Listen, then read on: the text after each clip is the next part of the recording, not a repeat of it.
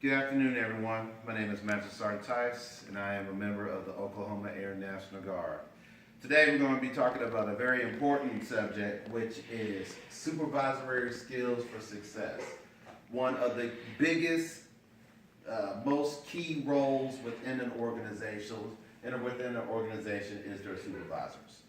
Supervisors got to have the skills to be able to effectively communicate with their members and give them the tools that they need to be successful while passing down the information and the vision of the organization to the members. I've had the opportunity to be in the Guard for 16 years. I've trained over 600 members in fitness evaluations, fitness document management, and also had the ability to train over 30 members within my own organization, which is the 205th EIS. So, let's get started. All right, so within this PowerPoint, we're going to talk about several things. First of all, define the role of the supervisor. Examples of effective behaviors, guidance of effective decision making, improvement time management, and improving on listening skills and communication skills. So, a brief introduction. There's some questions that you need to be asking yourself. Number one, how many are currently supervisors? And it's okay if you're not a supervisor. If you're not a supervisor, these are going to be some key tools that you can learn in your maturation and growth in becoming a supervisor. How many years of experience as a supervisor do you have?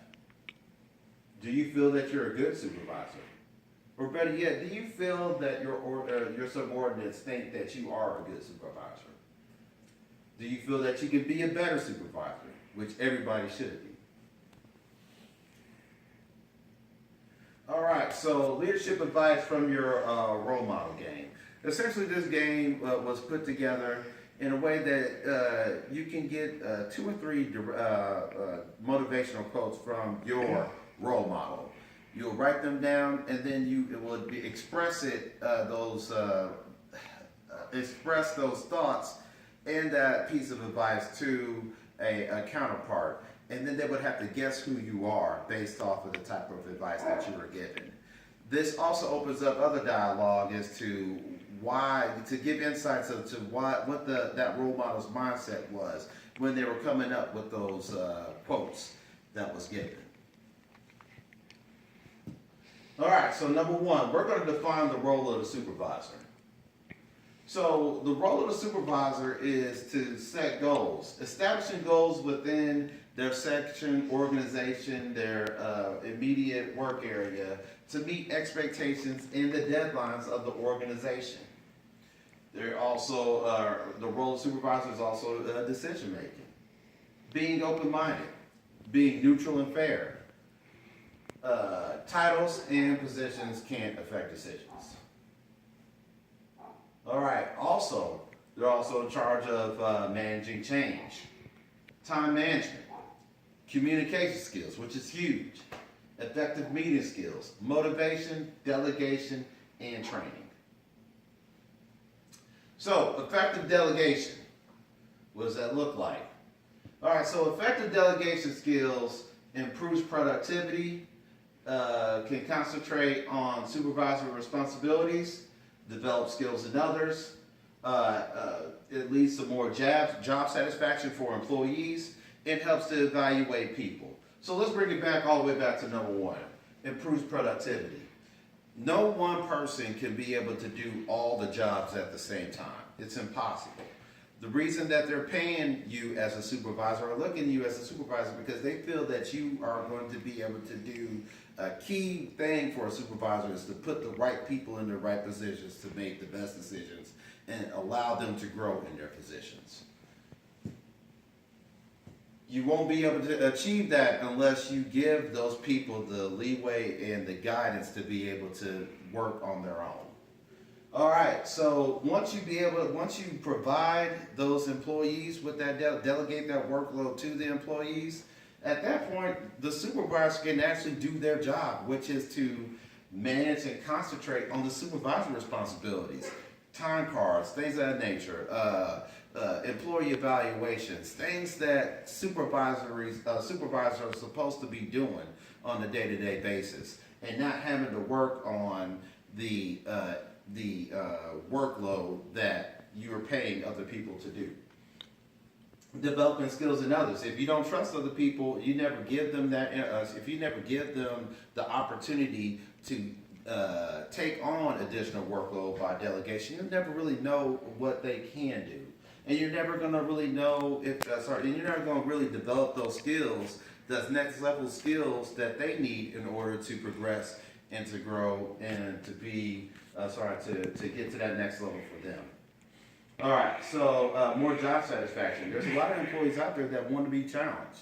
If you're not giving them the opportunity and delegating that workload to them to be able to challenge themselves, then they're going to be disgruntled and they're going to feel like they're underappreciated because they're not trusted with that added on responsibilities that they're looking for. And also, it helps you evaluate the people because once you give them that workload, you can adequately be able to understand exactly what that person's makeup is, what their work ethic is like when you give them real opportunities and real responsibilities. So this is how you're going to be able to delegate better. First, you got to be able to clearly define what you expect your employees to do. Encourage people to learn and make their own decisions. You have to, and that's a key note because people, you cannot be breathing down somebody's throat when you give them that delegation.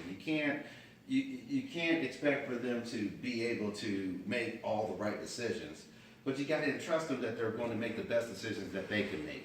Guide them if they're starting to make mistakes, but you have to allow them to make their own decisions. If you have your hand in their processes, they're going to feel that you're the one that did the process, and they won't have the achievement and self-satisfaction knowing that they achieved something by themselves. Don't take an assignment back after you delegate it. It's another key one. Just like working on a car, and you work in a car with your father, and you mess up and you grab the wrong wrench. He snatches the wrench out your hand and then goes in there and starts to work on the car himself. At that point, you're going to start to feel like, well, dang, why am I even out here in the first place? Why did I give up this little bit of time? I could be doing something else. That's exactly how your employee is going to feel if you take an assignment back from them. Give them that leeway. Give them that opportunity to excel and grow. Have patience. Next is effective decision making. Effective decision making. Be truly open-minded. Avoid taking sides. You need to recognize your own bias.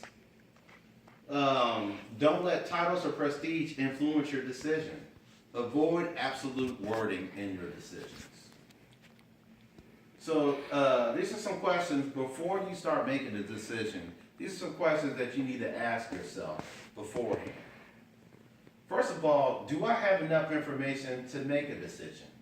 This is huge. People want to jump to conclusions and not spend the time to do the adequate research that it takes to fully understand a situation or a problem before they provide a solution. You're not a wizard, and you're not going to know everything. Slow it down a little bit. Take the time to get that proper information so that you're making the best decision and not spending more time having to correct the decision that you made. So, also, what would be the worst possible result if I make that decision? You have to keep everything in mind.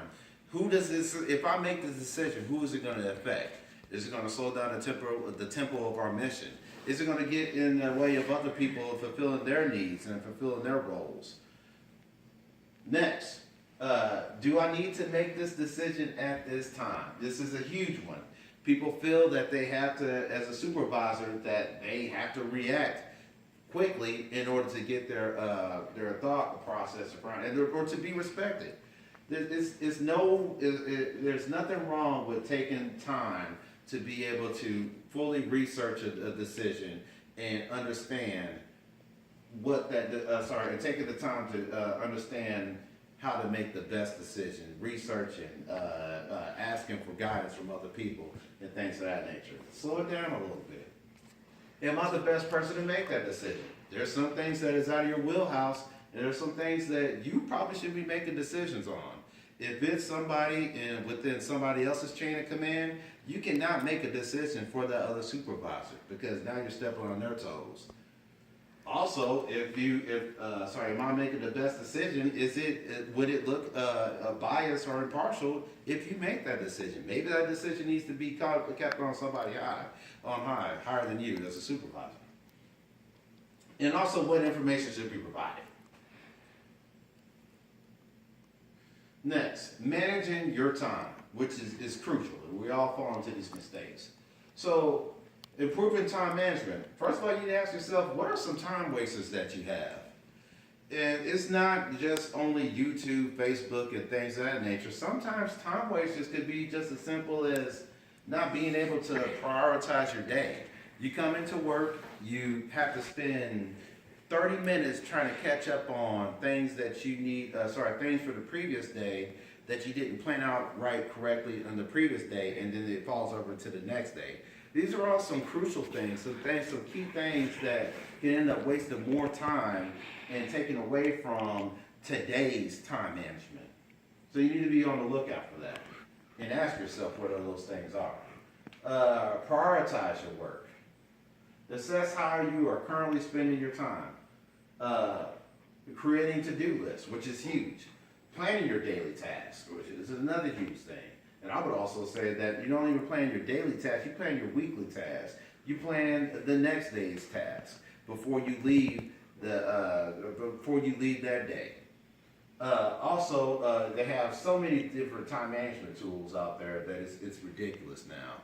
With OneNote, you can utilize your Google Calendar and things of that nature. There's so many different ways that you can effectively make a planner for yourself so that you make sure that you're meeting your deadlines and that you're meeting the expectations of your organization. Next, evaluating time management several times a day during the day. This is one of my big things, is that I get so busy that I don't take the time to make sure that I'm effectively managing the tasks that I'm supposed to accomplish and get done. You have to slow it down a little bit. Be able to reevaluate your situation. Maybe something's just taking a higher priority for that particular day that you didn't anticipate. So at that particular time, once you evaluate your time management, you can then jump on that priority, reprioritize your day for the next day to be able to facilitate those needs, because the mission always comes first. We have to take care of the mission. Next.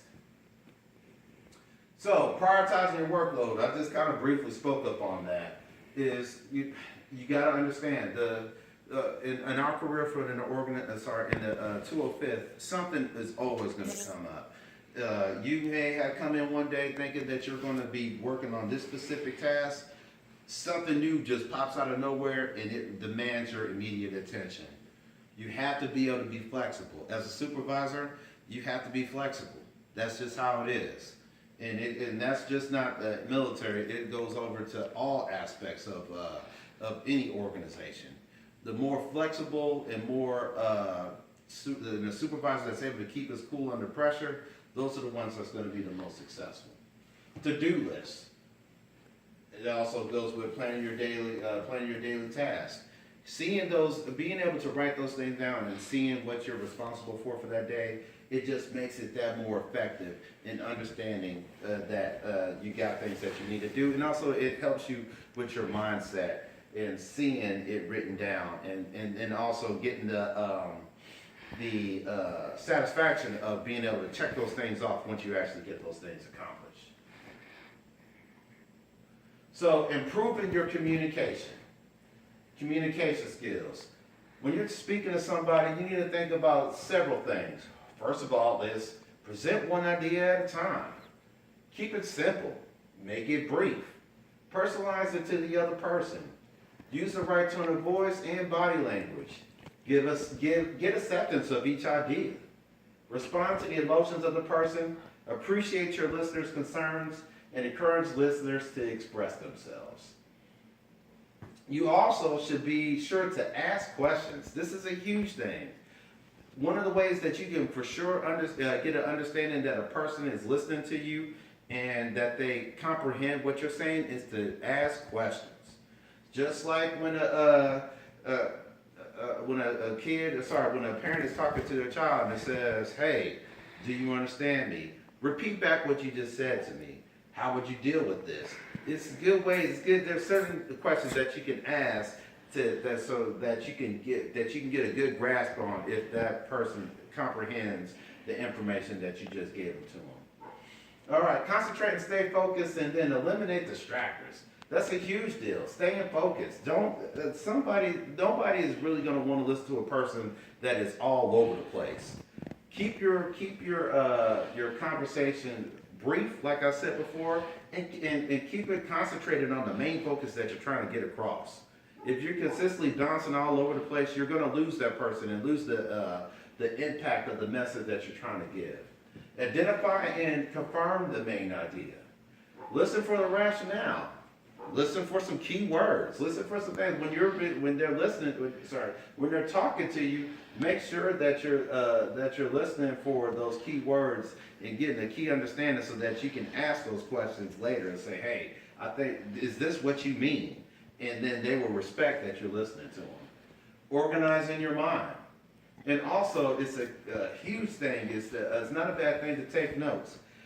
One thing that you need to keep, I think one key thing that you could do is to have a book, to keep a notebook around you so that you can be able to jot down those notes and then be able to, once you're done having that conversation, you can have something to reflect upon as a reminder that that you have some tasks that you need to get accomplished and that you respect the other person enough to be able to remember what they say.